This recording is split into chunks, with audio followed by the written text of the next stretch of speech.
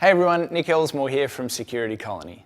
Today I'm going to be talking to you about data breach disclosure, specifically how to write a well-received data breach notification letter. Now, while I remember, if you're into multitasking, open up another tab, sign up for an account at www.securitycolony.com. It's free, it's a streamlined process, just requires your email address and a password, and it'll get you access to this material and a lot more as time goes on. Earlier this week, I was contacted by a client who unfortunately had suffered a data breach. One of their external service providers had been compromised, and as a result, they'd lost around 50,000 customer records. The question they were asking was, how do we communicate this effectively to our customers? How do we show that we genuinely care, that we are doing the right thing, and provide the information that we need to provide? Given the frequency of data breaches these days, it seemed like an important thing to cover in one of these videos. The keys to effective data breach disclosure notifications to customers are these: knowledge, restraint, accuracy, clarity, timeliness, empathy, and genuineness. And I'll explain what each of these ultimately mean as we go through it. The first, knowledge, is simply saying that in order to disclose accurately and meaningfully, you really need to know what happened. And most importantly, you need to know what you know and also know what you don't know. The second, around restraint, means that having figured out what you know and what you don't know, it's really only talking about what it is that you know. And if you don't know, being clear on that as well. Where things go wrong is effectively when an organization tries to make statements about things that they don't know. Accuracy effectively means communicating what's known technically accurately. And this is particularly the case because data breaches often are of the most interest to people who are reasonably technically literate. And where that's the case, they really will poke holes in statements around passwords being encrypted rather than passwords being hashed. Technical accuracy is important in data breach notifications. The fourth item, clarity, relates to the need to be clear around who is included in a data breach and who is excluded from the data breach. A simple message that if your data was lost, you've been contacted, is one easy way to deal with that. The fifth element, timeliness, is arguably one of the most difficult to navigate. The simple answer is not to go too soon and not to go too late, which of course isn't a particularly simple answer. The reality with timeliness is that an organization needs to make sure that it has the information about what the breach was before it can communicate, to ensure that it can be accurate and to ensure that it also can be clear. Now, that being said, if it's readily apparent that it's going to take a long time to get any meaningful information together, there is an argument that some kind of disclosure should occur with later clarifications happening to actually provide more detail as it becomes available. There is undoubtedly a degree of subjectivity in all of this and judgment that has to take place. The sixth, empathy, refers to the fact that ultimately your customers determine the value that they put on their data. So although the data that you've lost you may consider to be low risk, ultimately it's not up to you. It's your customers who are going to determine how impacted they feel by the data loss, and you need to understand and respect that. And lastly, genuineness is simply saying that it really is important to genuinely be apologetic and genuinely try to help your customers in the case of a data breach. Now, tying into the first three of these, which are obviously reasonably related, knowing what you know, being restrained in only talking about what you know, and being accurate, there's a concept that I have called the hierarchy of badness. And the hierarchy of badness effectively gives you some ideas about what not to do in a data breach disclosure situation. And the hierarchy of badness has 4 levels.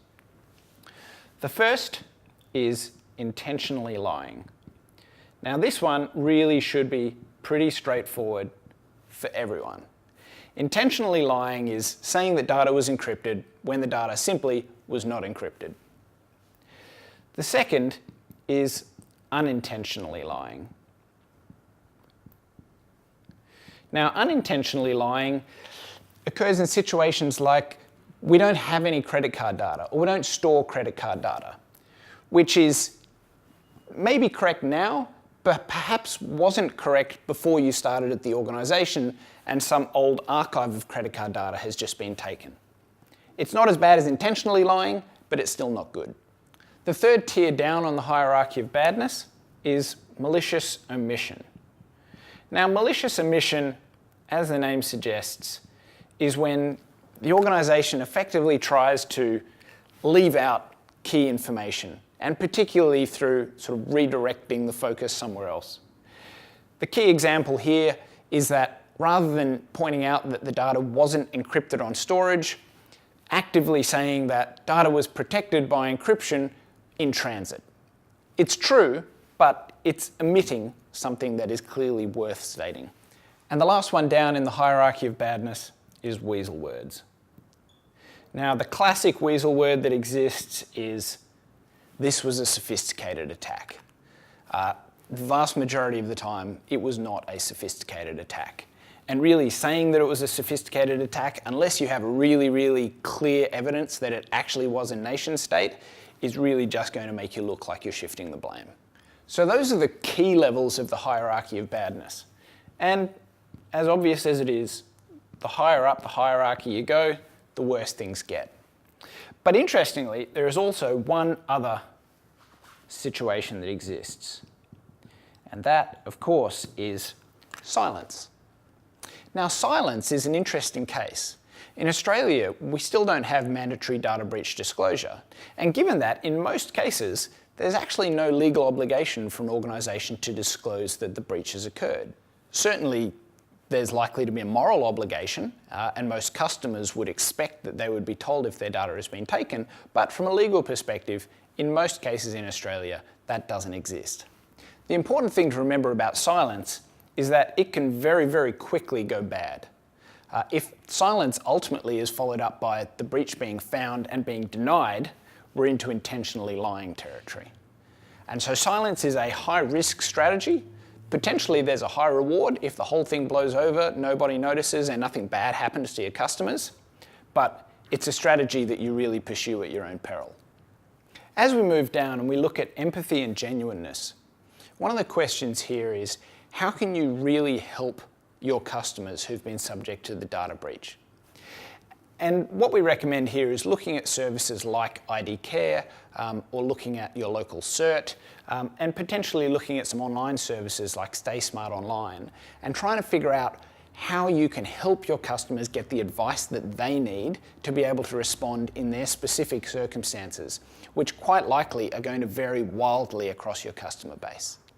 Lastly, the thing to remember is that you're going to need both a micro response and a macro response. The micro response is communicating all of this effectively to your customers. So communicating what happened, how it happened, being accurate, being timely, and genuinely showing empathy and understanding. The macro response is when the press calls. And they don't care about an individual's data, they care about how much data was lost. What does it mean? How does it happen? And having that macro response ready as well as the micro response to your individual customers will ensure that you're best prepared to address it as it happens. And of course, data breach notification isn't a one-time thing. If you get more information as the investigation goes on, provide updates. Let customers know that this isn't simply an email that you're sending out and then forgetting about them. It really has to be an ongoing engagement process. Thanks for tuning in to watch. Hopefully this is one of those cases where you never have to actually use this advice, but if you do, it may well have a significant impact on your business. Please do sign up for an account at securitycolony.com. It's Australia's first information security collaboration portal and provides access to a whole range of material from our consulting projects at Hivent, and also allows you to ask any questions, even with a free account. So sign up, www.securitycolony.com, and we hope to see you there.